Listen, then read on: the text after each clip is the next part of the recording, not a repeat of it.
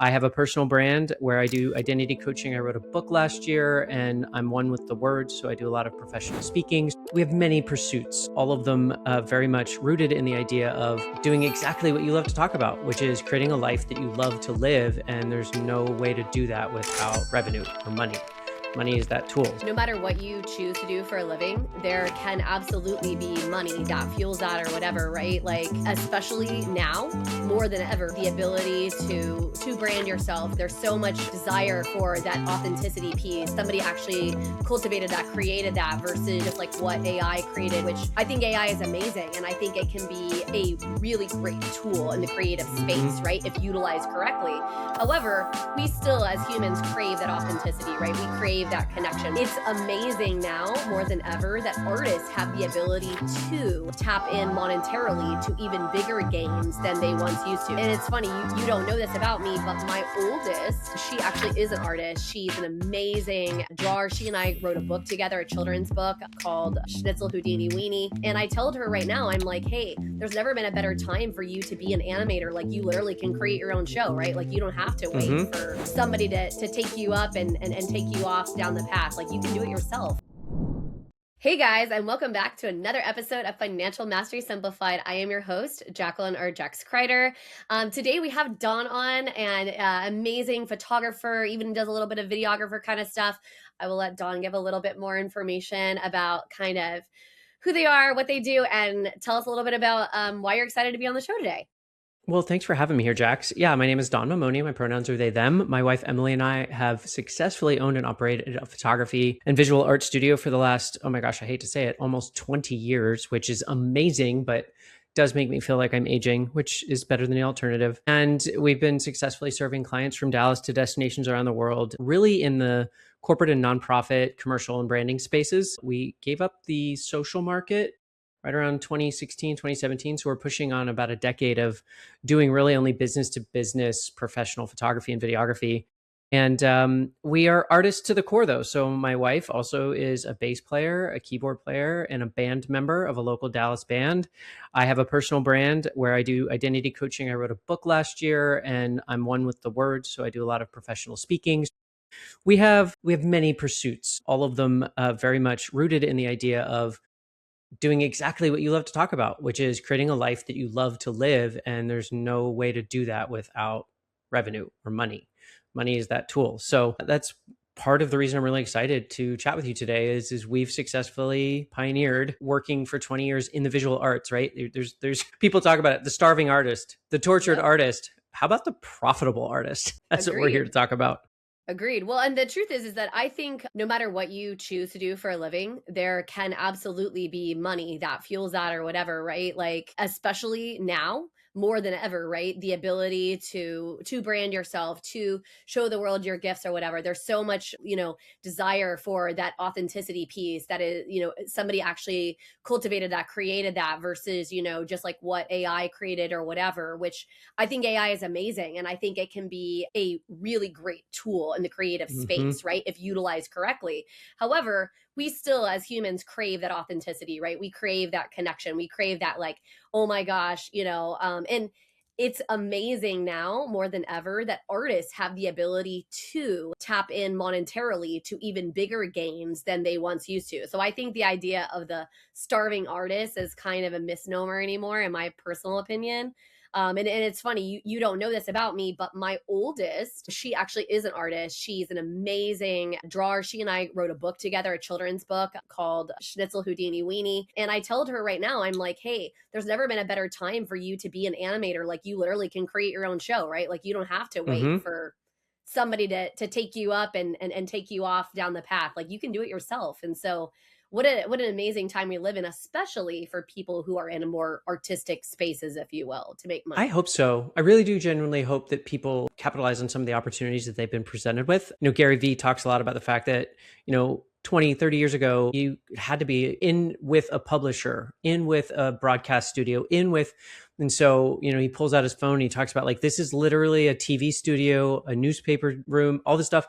And I think the struggle for a lot of folks in the arts is they're a starving artist or a tortured artist because they become a slave to the muse and they struggle in the professional container.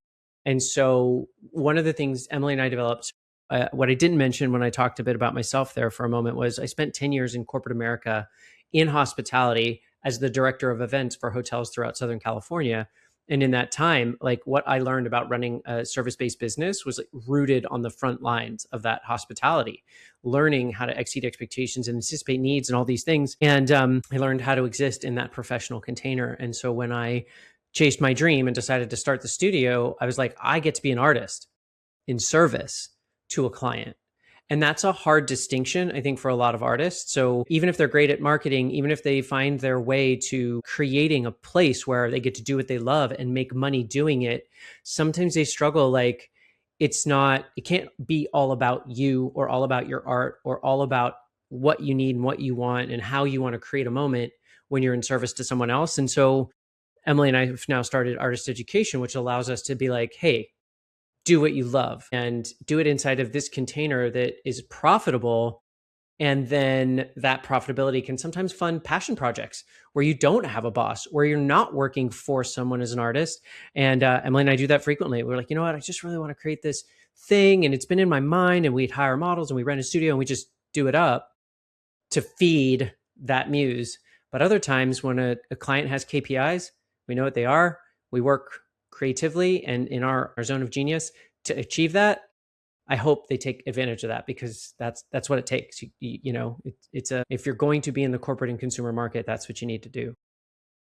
Well, and I think that that is an excellent point. I think a lot of times we get this idea that when we're doing anything, right? I mean, whether it's in the creative space or whatever, that in order, to make money, well, we just don't really, we're not going to care about the money and it'll find its way and it will find its way, right? I mean, if you're putting that energy out into the universe, if you're doing good and things like this or whatever, but it's important, first of all, to remember the value. Like, I can't tell you how many artists that I know in some level of a creative type space that don't really see their value, right? Mm-hmm. They don't charge appropriately, right? Because they do have this mentality. They identify really heavily with that starving artist idea, and that's an Mm-hmm. identity they should not take on. Why can you not, be charging $1 million for yourself? I mean, maybe not initially speaking, but like, why can that not be a goal or whatever, right? Like in your mind and something that you work towards, as well as then we also have people who, yes, they forget, like they're so trapped up in their own ideas of like what they want to do and what they want to create, then we forget, how do you package it so that other people can appreciate it, that other people can invest in it, other people can take part in it. Because if it is only just for you, Yeah. then guess what happens? Like, it's really hard because for those people who are not in that creative bent, or at least not that way, they don't necessarily see or understand. And this is a trap that I get caught in a lot. And a lot of people would not necessarily think mortgage is creative on its face, right? It's numbers based. But there's a Mm-hmm. lot of creativity in mortgage, a lot of how you can skew the numbers, introducing the human element of like asking questions of like what you want and what you want this life to look like within the math of like how that tracks, and how do we kind of combine these things together. But when you reach a certain level of expertise, presenting to the people that you're serving can be hard because you're very disconnected from that. You forget Mm-hmm. like that they don't know or understand that level of genius that you're at, right? And so we all have to remember, when we are framing up for other people, when we are creating for others, how do we relate that back, right? Because that is Mm-hmm. what helps you, you're right, translate into actual revenue dollars, right? That does pay your bills and that does help you reach the level of mastery you hope to achieve. I mean, genuinely, I really just don't like it when people that we have the pleasure of working with say things like, well, I just have to, or I'm just stuck here, or I just don't know how to. And so what I find them is living inside of a container of sort of like world handed to them instead of the container that they're happy to exist in or the container that they want. Or, I mean, so many people have the potential. They just don't want to break out of the container altogether because obviously it's intimidating and there's a lot of fear and self-limiting beliefs and imposter syndrome and all those things that are sort of part of the authentic zeitgeist that we talk about now. Like, hey, be exactly who you are everywhere you go, no matter what you're doing or who you're with. That's my definition of authenticity. It's incredibly empowering, but at the same time, it's scary. And so, what I tell people, listen, if you want to be an artist, a pure artist, then make your art. But you get to exist someplace at the intersection of art and commerce, because if nobody's going to buy your art, How are you going to pay for your brushes? How are you going to pay for your canvas? How are you going to pay for those things? So you get to do whatever you want. And if the commercial or corporate space isn't the right container for you, that's fine. But I think what we can all agree on is, in a world where we have to buy food and we have to put a roof over our head and we have to find a way to get around, whether it's a car, whether it's public transportation, buying a bike, money is, in fact, a tool. And I'll be the first to admit right here on a financial podcast, I'm not money motivated, but I completely and totally understand the fact that with money, I have the opportunity to buy my time, freedom, create impact, make donations to charities. And so there's a belief inside of me that I get to do exactly what I want to do, what I love, what I'm passionate about, what fulfills my purpose. And I get to do that by making money. For sure. Well, I mean, I talk all the time about, first of all, money is a fake made up thing, right? Like we made it up. Like it's not like, at the beginning of time, like that people had money and they had this whole infrastructure. Like we created all of this, right? And it is simply a tool, and it's a tool like anything else, and you have to use it effectively. The problem is that so many people tie their identity so tightly. It's no different than that idea of tying your identity to a starving artist, or like I can't tell Mm-hmm. you how many people, when I tell them that, hey, come be my guest on, my podcast, and they say, I'm not good with money. And I'm like, okay, so first of all, what a ridiculous identity to tie yourself to, that you're not good with Right. money, because it's just a tool. It can be learned, right? It can be taught. Like that's a ridiculous idea. Okay, perfect. Math isn't maybe necessarily your strong suit. Well, great. We all have something in life that we're maybe not as strong at as something else. But again, what you do know is, you have an inner knowing of like what resonates with you, right? What Mm-hmm. wakes you up, what makes you tick. And if you don't have that feeling, first of all, you should be tapping into that, because it exists. You just might have buried it below a lot of stuff, right? A lot of societal rules, a lot of keeping up with the Joneses, thought processes that are no longer serving you, all of this garbage, right? But that knowing, you then have to tie it, like you said, with like the real world math. Because I always tell people, look, I'm not perfect with money and I deal with it all the time, right? Mm-hmm. Like it doesn't, there is no perfection. But what I do know is what's driving me, what my purpose is, my own creative zone of genius. How do I share this, package this with the world? And even then, I still don't do it always perfectly. But yes, like you have to learn those skills. You have to lean into that. And I guarantee you, somebody is listening to this who is a creative genius, right? And maybe they're trapped in the corporate world and they feel like, oh my gosh, I can't get out. Well, you can kind of straddle those two spaces for a minute while you figure it out. It doesn't have to happen overnight. I told my girls when they were growing up, I said, look, do things and do them intentionally. I don't really Mm-hmm. care how that looks for you, right? If you're okay being an artist and not making a whole lot of money and you're good with that provides you the lifestyle you want, amazing. Like that's fine by me, right? If you want to be a trash person, right? And that's like the life you want to live, I also don't care, right? Just do it with knowing and doing with intention and doing it from a place that like it fulfills you. That is Yeah. great. I think people change over time. And when I say change, I mean like their pursuits, their passions, what drives them. I've had a number of people come to us and say, I'm done. I'm done with insert sort of obligatory career here that they do well at. And they're like, I just can't do this anymore. And if I'm being really, really visual for you, like I have to get out of this soul sucking, blood draining experience. I want more. And we've had a number of them come to us and say, I've always been happiest with the camera in my hand. I've heard you say that. Now I want to live that same life. They've apprenticed with us for years. They've taken our courses. They've been part of our education. And now they have thriving studios where maybe they didn't replace their revenue. I mean, I don't know what they were making in financial worlds. And, I know that those are usually fairly lucrative, but they decided that they didn't want to live this life anymore.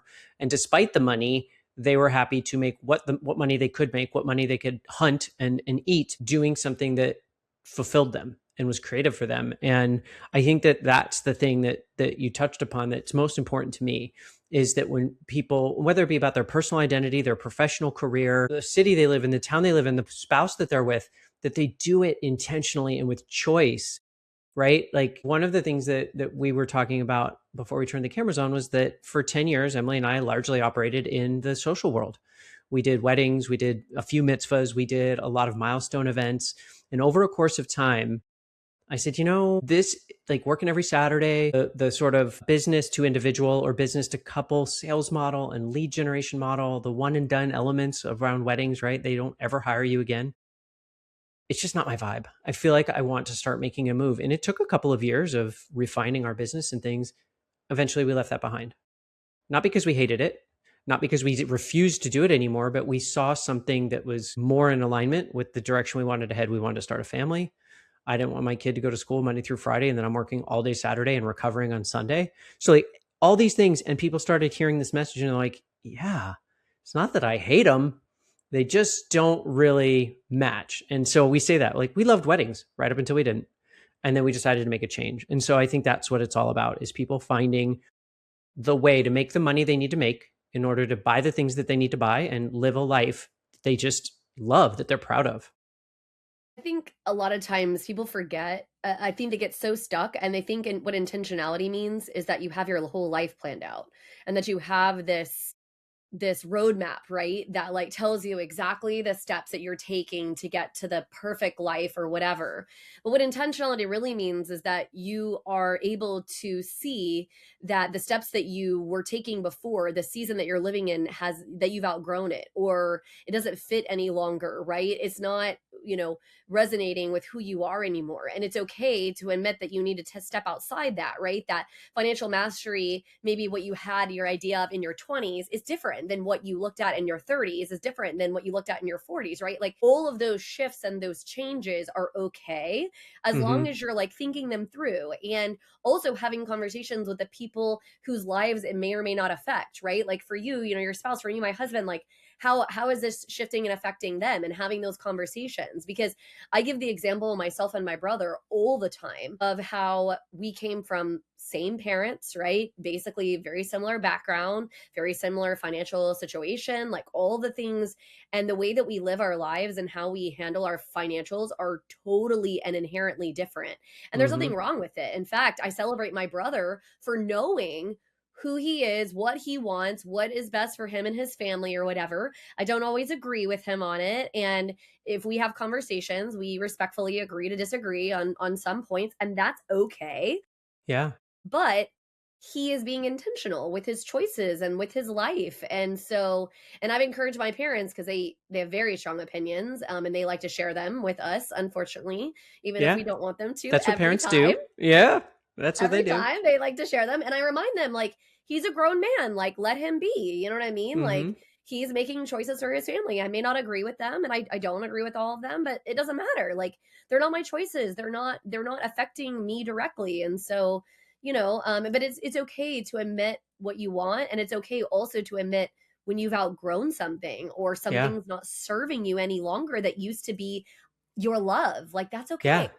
And it's funny because I was working with someone and they helped me understand that, like, to decide means like getting rid of all the other options, right? It's not only choosing what you're choosing, it's not choosing everything else, which is funny because it's much more empowering to think about it that way to me, because you're like, oh, I chose this. Well, in choosing this, I didn't choose all of these other options, which is really like, yeah, I chose. I don't know. There's a way of I think in my world, creating momentum and empowerment by accepting and acknowledging that you had all these other options and you said no to all of them, right? Which I think, if your audience hasn't heard it lately, I think a lot of life is about saying no more often, saying it with your full chest, and it can be a one-word sentence with an exclamation point at the end. It is a complete sentence in and of itself, right? No. Word. Yeah. Like I think it was Robin Roberts said, her mom said it was like a 2-word sentence, but or a 1-word sentence with 2 syllables. No, like you got to hit it. So I think that there's an opportunity in everyone's life to sort of stray from this concept of like more is better. Sometimes it's different is better. Sometimes less is better. And it's all about, like you're saying, choice and intention, for sure. Well, one thing that you talked about a minute ago that I wanted to kind of circle back to is this idea of people being scared, right? Hmm. Step into the unknown and the uncertain, and that, yes, like their whole lifestyle may change, right? Maybe they won't make the kind of revenue they were once making in a different situation or whatever. And it reminds me of something that we have a rule in our household. So I have a 4 year old. I have adult children, and then I have a 4 year old. Yes, don't even get me started. I love everything But about that. my four Life year is like. old yeah, my 4 year old, we tell her she's not allowed to say the word I can't, that Mm, that cannot be in her vocabulary. And in fact, if she says it, we say to her, are you allowed to say that? And she'll tell you, mm, no. And I say, what do we say instead? And her comment to me will be, I need help.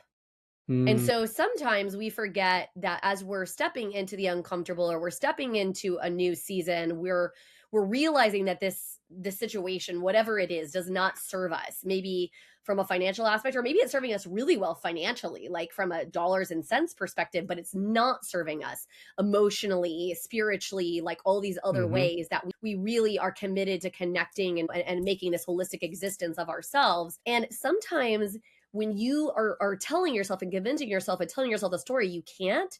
The truth Hmm. is that is not that.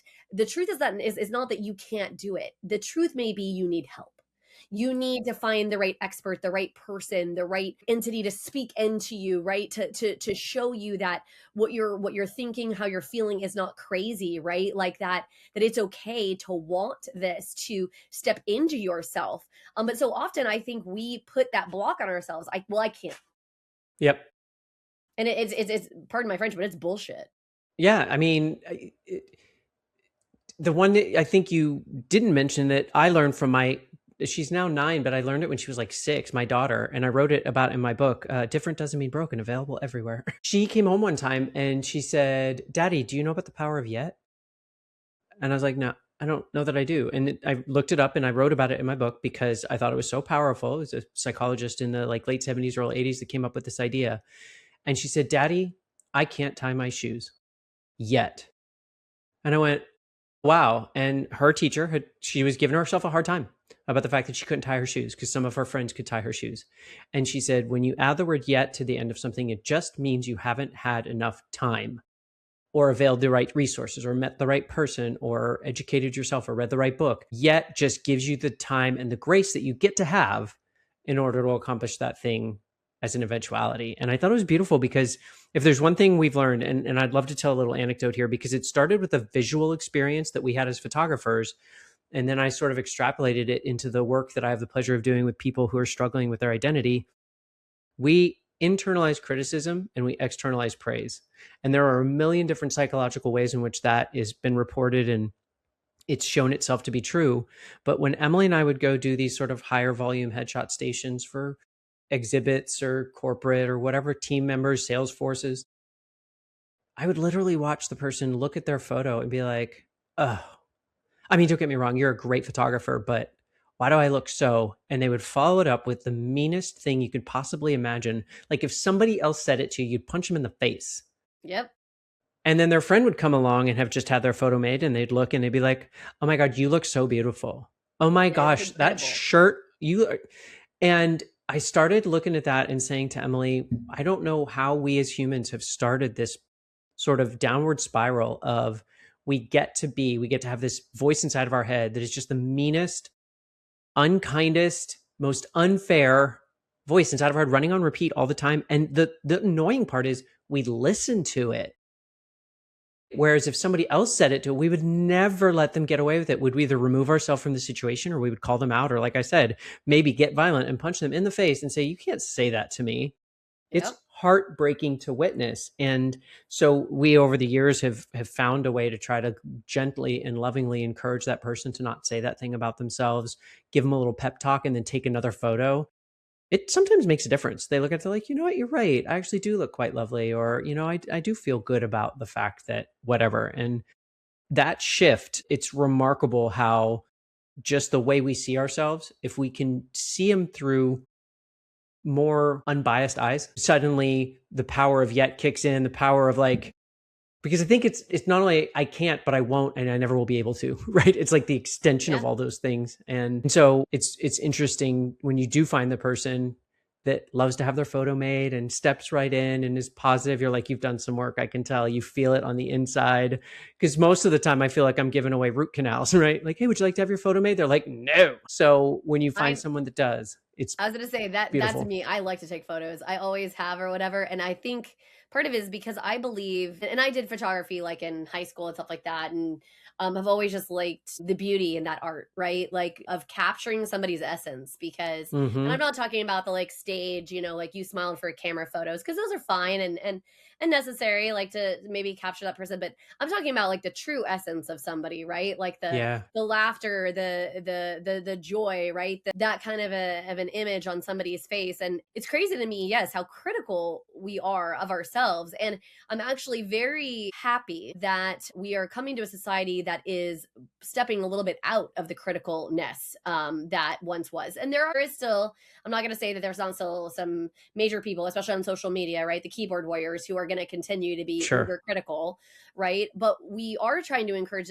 each other, etc. And there was something that a coaching group said to me one time, and it just really stuck with me. It was, the story that you tell yourself the most is the story you believe the most, and the story Mm-hmm. you believe the most is the story you tell yourself the most. So tell yourself a different story.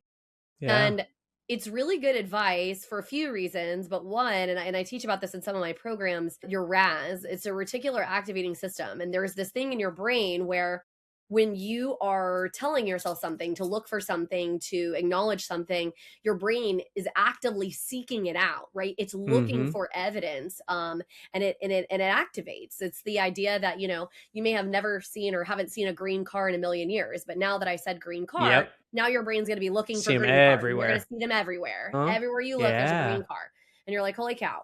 Um, it's that same concept in like when we're being critical with ourselves, right? And so, in order to reach any true mastery, but especially financial mastery, right? Like you're going to trip yourself into some money regardless of which way you go about it if you just make the effort. If you show up and you do the thing, like, right, you're going to trip yourself into some money. And a lot of people may not believe me, but it is true, right? Because I work in a space where there's a lot of people who do not know what they're doing in mortgage, and they trip themselves into some money. So I'm just telling you, but really being able to own it, really being able to come into mastery, right, is when you start telling yourself a different story, when you stop identifying with those imperfections that you see as Dawn takes this beautiful photo that's capturing your essence, right? And start seeing what everybody else sees, which is, wow, this amazing individual who's a beautiful soul, who I care about, whatever. And so we have to tell ourselves that story, because I don't think you ever really reach true mastery without believing that story, without making peace with yourself, what you're looking for, and like you said, Mm-hmm. giving yourself grace for. Stay tuned. We'll be back right after this message from our sponsors. Welcome to Financial Mastery Simplified, your go-to podcast for making smart money decisions. We break down complex financial topics into easy-to-understand advice you can use every day. Our experts cover everything from budgeting and saving to investing and retirement planning. We give you the tools to take control of your money and build the future you want. With Financial Mastery Simplified, you'll feel informed and empowered to make the best choices for your financial health. Tune in to Financial Mastery Simplified on your favorite podcast platform. Start your journey to financial confidence today. Visit us at fms.tips and fms.college for more information.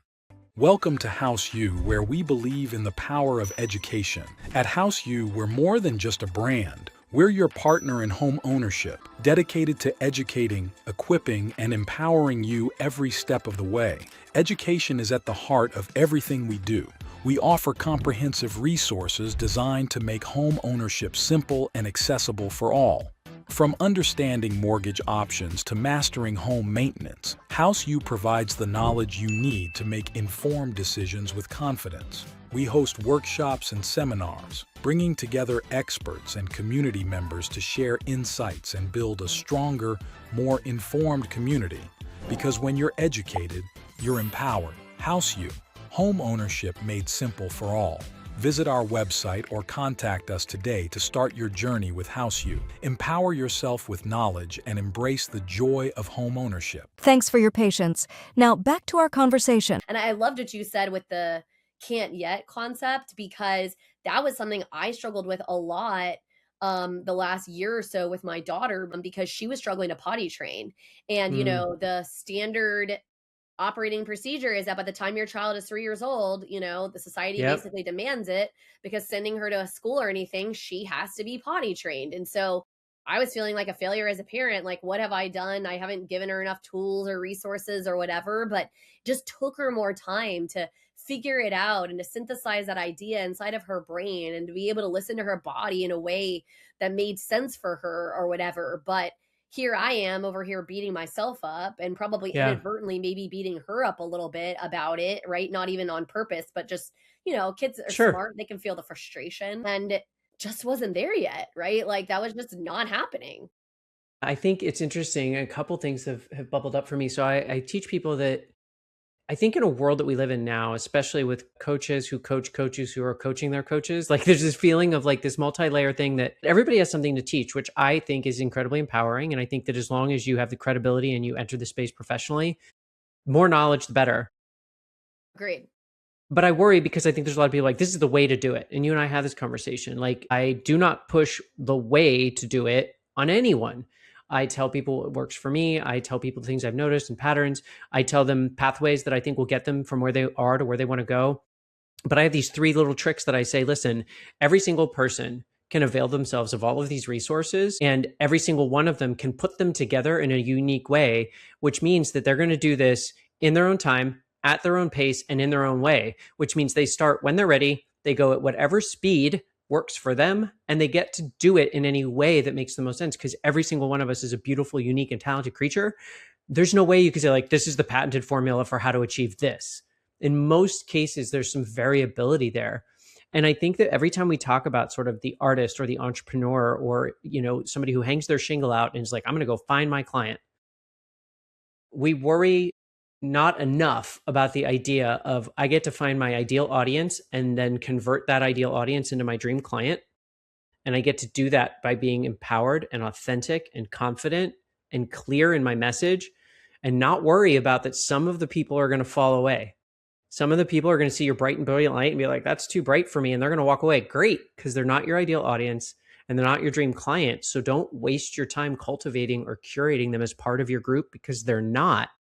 And then when it comes to the time when they're ready, I've got my ideal audience, I've got my dream client, and then they go in there fooled to think that whatever exchange of finances is about to happen, it has somehow tied to their identity or who they are. One of the least favorite sentences out there is charge what you're worth. Well, if that were the case, then you're going to all owe me more money than there is on this planet because that's Right. what I'm worth. The sentiment makes sense if we turn it and say, charge what the value you create is worth.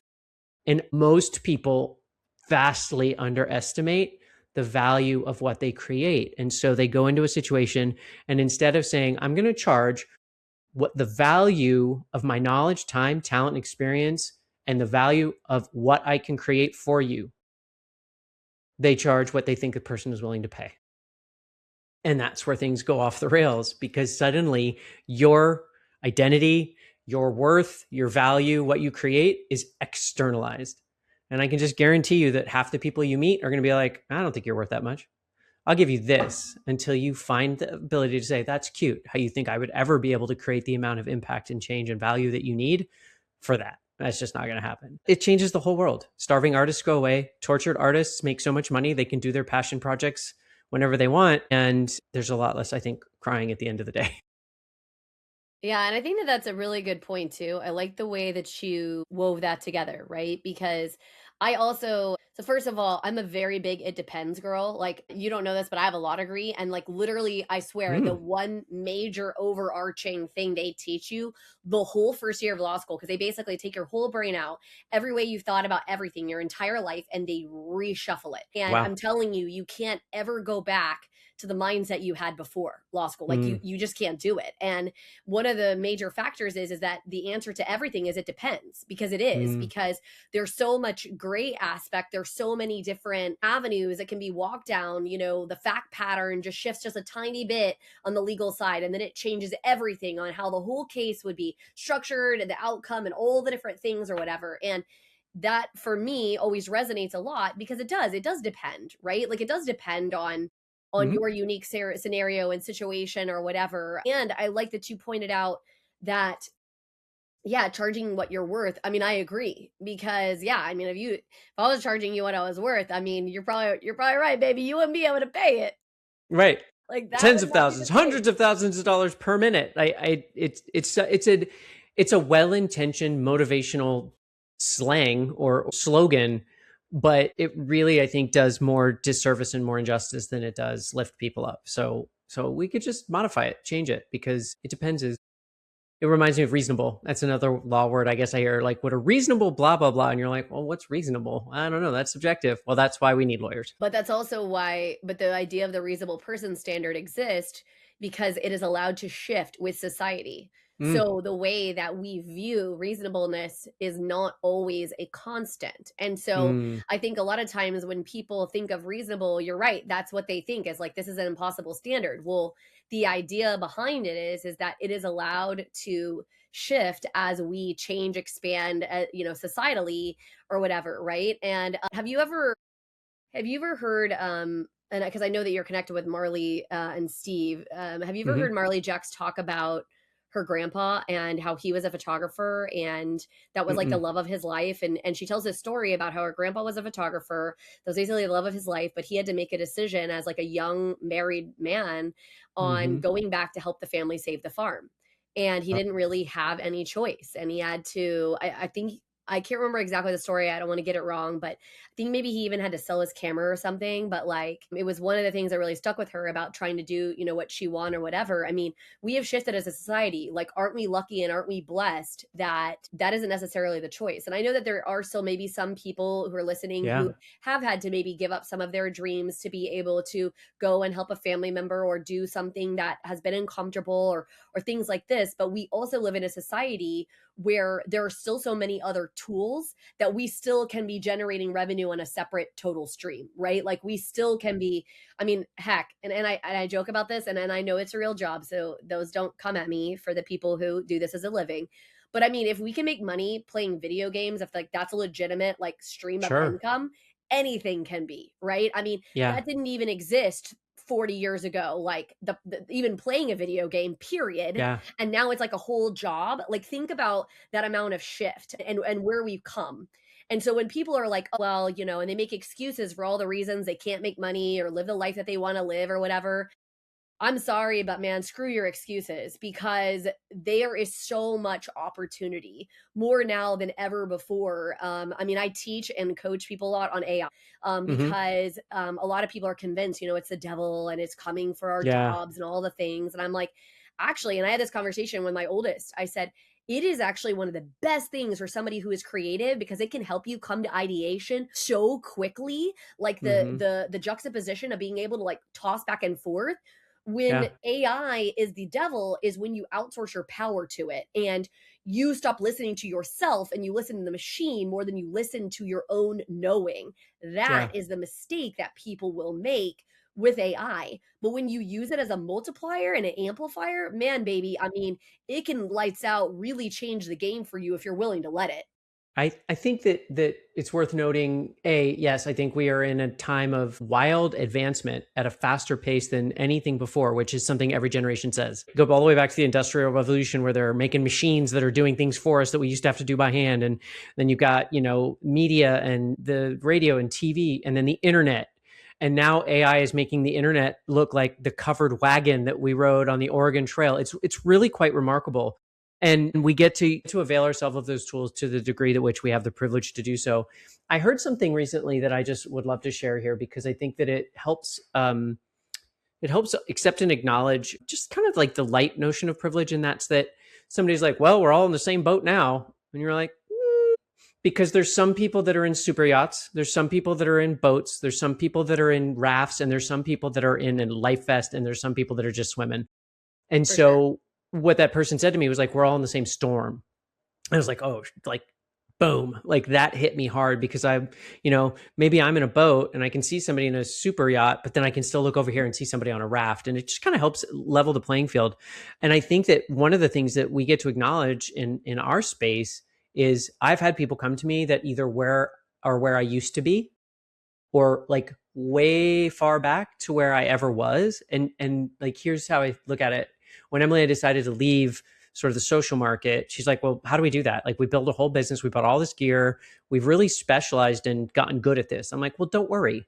I spent 10 years in corporate America. I can think like a corporate planner. I can take all the stuff I learned there and leverage it to create this signature studio that is able to speak to these folks and have them listen to us. And that's exactly what happened. And then I look at somebody who comes to me and is like, I want to do that too. And I'm like, well, tell me about your experience. Well, I fell in love with my camera when I was 10. I started taking pictures and I went to high school. I either decided to go to college or didn't, but really I just started shooting weddings. And they come to me 10 years later and they're like, I'm just tired of feeling like I have to work every Saturday and I want to start a family and my spouse misses me on the weekends because they work 9 to 5 and blah, blah, blah. And then I realized, oh, so you never worked in corporate America. Oh, so you have no knowledge of what a KPI and a stakeholder and the C-suite and the standard operating procedure. You don't know any about that. Oh, so I can't do it. I'm like, of course you can. You just need a little help. You need a little more knowledge. And so I just feel like that's how, like, we're all in the same storm and we can look at them. And you, like, I can't even imagine how many people come to you like, I need a mortgage. And you're like, okay, tell me what you know about mortgages. Nothing. I just know I need one. And so, like, there's this educational, and I love that you say things like, I just want to help them. I want to find out what they want and help them get it. Because I think there's many, many people, especially in the financial space, no disrespect if this is your jam, but it's just not mine. A lot of people in the financial space would be like, I mean, I know you need a mortgage and I want to sell you one because that makes me money. Right. And so I think it's beautiful just to acknowledge all of those things, and kind of the rising tide floats all the boats. Yeah, no, and I think part of my intention when I created Financial Mastery Simplified was to start giving some of that information, that education, those perspectives Yeah. to people, because you're absolutely right, right? Like, your path and your journey, even if our paths were very, very similar, right? Mm-hmm. They're still going to be different, right? We Yep. were born in different places, we had different parents, right? We may or may not have had different socioeconomic backgrounds, even, there could be a race aspect. There's like so many different things that make you you, right? Just no different than make me me, which is, I think, the whole reason that Financial Mastery Simplified tag is your life, your terms, because I get very, very sick and tired of people trying to define that for you. And so, Yeah. absolutely, like, do I want to give you a roadmap that, maybe has worked for me, or some things that I've done that have helped me, something that's Dawn has done that has helped Dawn in this path? Absolutely, right? Like, I 1,000% want to do that for you. And then you can take what works and you can leave what doesn't work. Because the truth is that you're right. Everybody is on different paths. What I think is so beautiful, at least with the fact that we live in a country, in a society where we have so many things available to us, right? Which is such a privilege and such an amazing opportunity. If you are lacking in some area, there is something that can fill the gap. Someone, some tool, some resource, or whatever. And so, you get to choose. The favorite book, have you ever, I don't know if you've ever read this book, but it is life changing. I was literally in a massage one day and I talked to everybody. That is Yeah. my father and me. I talked to literally everybody. And we were having this conversation as I'm getting this massage, and she tells me about this book called, because she knows that I think I was going to law school at the time, maybe. And she's like, oh, have you ever read the book Life is a Piece of Cake? And I was Mm. like, no, I've never read that book or whatever. And it's this story about this woman, and her name is, I think it's Cupcake Brown. Don't quote me on that, but I believe that that's right. And the background of, like, how she was in foster care, she was sexually abused, like, all these different things. And then, like, how she took these things and, like, made this life that is, like, insane and amazing and all of this stuff. And I think that sometimes we a lot of times use the excuse of, like, whatever background we came from or whatever experience we've had or whatever, whatever, like, we allow those things to hold us back. But the beautiful part is, if you're listening to this and you're in American shores, like, there is resources. There are people who exist who want to help. And yeah, there may be some outliers, right? Who are jerks and who are saying negative things and, like, putting you down and being racist or sexist or fill in the blank on any of those very politically charged ideas or whatever. Screw all that noise. Like, you know what I mean? Like, you don't have to listen to all that. And you can find the people that are still good in the world, that do still want to help and do Yeah. still want to reach down a hand to you and help you. So if you have something that is burning within you, find the resources, man. Like, plenty of people will give them to you. Do you know who Austin Armstrong is? I don't know. He I don't does think so. I know a couple of Austins, but I'm not sure if that's one of them. He does. He's an amazing entrepreneur, and he's an amazing marketer. But he shut down his whole entire marketing company to basically help people do faceless video. Like that's like his big Yeah, product. yeah. He's done a lot of other Yeah, the AI thing and things. stuff. Yeah. Yeah. He's done a lot of other things, and he got really, really mad because he does a lot of like secret type posts where he'll like tell secrets of like what's made him successful and all these things. And somebody commented on his post yesterday and said, "Yeah, right. Like a millionaire is gonna like share secrets, like with the little guy kind of attitude or whatever, right?" And he was like, Mm, "This really makes me mad." And a lot of people, when he posted it, were saying, "Well, Austin, it's because you're a different breed, right? Like." We know that that is who you are as a person and that is what you do, but not everybody does that. So yeah. understand, yeah, you're going to find a lot of people who are not going to do that.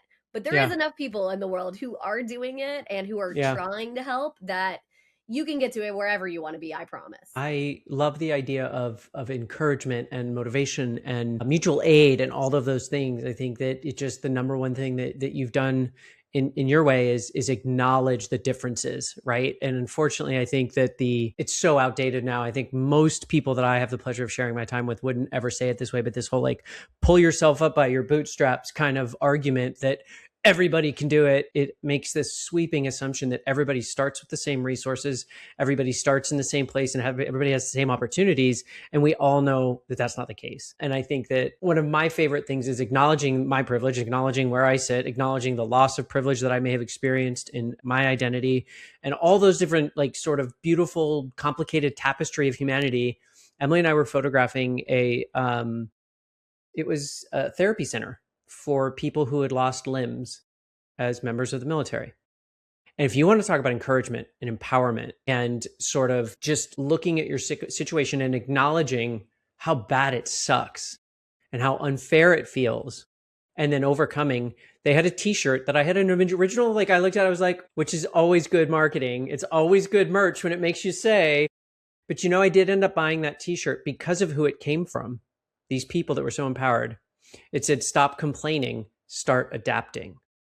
Because it was adaptive therapy was what they were doing. And I was like, yeah, I feel that. That hits hard. Like there's always an opportunity to be like, but whoa, but not fair, but not this, but not that. And I think just we as a society, and as industrious people that are out there doing the things that create the change, entrepreneurs, they are the people that make change. But as long as we acknowledge all of that, the beauty of all of that complexity, then the best we can do is what we do well and show up and shine bright and be loud, be clear, take up massive space for ourselves and for the people we serve.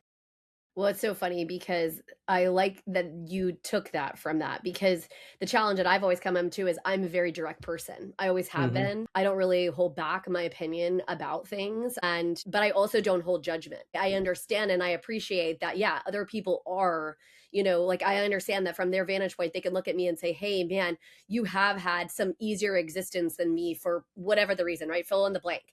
1,000%, right? I can completely acknowledge that. But it doesn't mean that I can't also encourage you to take your own pain, your own challenge, your own situation, your own issues, and make that into this beautiful thing, right? Because Yeah. that is your purpose. And if you allow yourself to stay in that negativity, in all of the junk and the garbage, and, oh, this thing happened to me. Like I was raised where my mom was like, poor me, that's not going to exist, right? Like, get over it, figure it out. And I used to be upset about it, right? But what I learned is from my somatic healing coach that it's totally fine to have emotions. Emotions are natural, they're normal, right? They Mm-hmm. bubble up or whatever. But if you can let them pass through your body in about a Yeah. minute and a half, about 90 seconds, it will not stick. You will not identify it with it. You will not hold it. And a lot of times, what I think most people are not realizing, and this is something that took me a long time to realize, is most of the time who stands in the way of you having whatever mastery you seek is yourself. It isn't your Yep. circumstance. It isn't your race. It isn't your sex. It isn't whatever it is, whatever excuse you're using for yourself, fill in the blank. Okay. These may be challenges that you may have that somebody else doesn't. That is 1,000% true. However, you can find your way and find your path. I know it to my core Sure. that Yeah. you have that ability. It is innate and it is built within you. And I know that you are built for greatness. I know that to Mm-hmm. my core. And Yeah. so for me, I'm just going to call it out and tell you to go and do it and live it and be it, because Yeah. I know it's better for the world if you're that perfect version of you. Not Jax's version, not Don's version, you, Your version. your version. You know, the cool thing about that is it's that kind of motivation that most people need. If they just need one person to believe in them and advocate for them, the biggest part of it is on the front side of it. You acknowledged that something is used being so. Like, I just like to say that privilege gets a bad rap these days. I think there's a lot of people out there like privilege isn't a thing, white privilege isn't a thing, male privilege isn't a thing. It is. It It is. absolutely is. Yeah. And we can say just the simplest one is evidenced by the fact that if you're in corporate America in the country and you're a man, you're going to make $1 for every 70 cents or whatever the statistic is right now that a woman makes. That alone, right alone, your gender isn't going to be used against you when you go get a job to pay you less, right? That's just the simplest version of it. It still doesn't stop women from achieving. It is unfair and is an institutionalized injustice that we all get to talk about and try to change. But in the meantime, somebody who's a man can come along and say to you, I want to encourage you, empower you. I'm going to hire you. I'm going to pay you dollar for dollar. They can make change. And so I think that the struggle is when there's people in the world that just that makes them uncomfortable. And they're like, you can do it. And you're like, well, it's a little bit harder for me because of my race, my gender, well, that's just no, come on now. And you're like, no, I acknowledge that. I Yeah. see that. And that's true. Let's find a way for you to get there anyway. And then you can go neeny boo boo to the person that's trying to hold you down. But systematically, we all get to come together. Rising tide floats the boats, and we get to try to change so everybody has their chance. Because you're so Absolutely. empowering. No, I It's love very that. cool. And Don, tell us a little bit more about where people can reach out to you, how they can Yeah. connect with you. So, like I said, we've got a little bit of everything going on, and I can give you some stuff to put in the show notes to make it easy on your audience. I would love to hear from them. So, I'm Don Mamone. My name everywhere. I'm on social media. I'm on the web. You can find me. That's my email address. My wife and I, our company is the Mamones, which is our obviously collective last name. That is the name of our studio. That's how we operate. That's how we offer our corporate photography and videography services. It's also how we educate artists. So we have a little something for everyone. If you're struggling, if you're stuck, if you need empowerment, you want to sort of really kind of get in touch with your identity, then come find me. If you need photography or you're looking to change that market, come find the both of us. And I'll make sure you have all the links that you can put in the show notes. I love that. And thank you so much for this conversation. I definitely think that for maybe some of those of you who are feeling stuck, maybe you don't feel like there's ever been anybody who believes in you and your power and your ability to be successful financially and or otherwise, right? On the exact level that you're supposed to be at and the exact time and place that you're supposed to be at or whatever. I'm telling you that it is like it exists, and like we're here to tell you that we know that you're the most perfect human that you ever could be, and so lean into it, right? Like lean in and find your way, and whether that be connecting with Don, whether that be utilizing resources that we provide, whatever that may be, just find your way. So hopefully this episode was helpful for you, and we look forward to seeing you again on the next episode of Financial Mastery Simplified.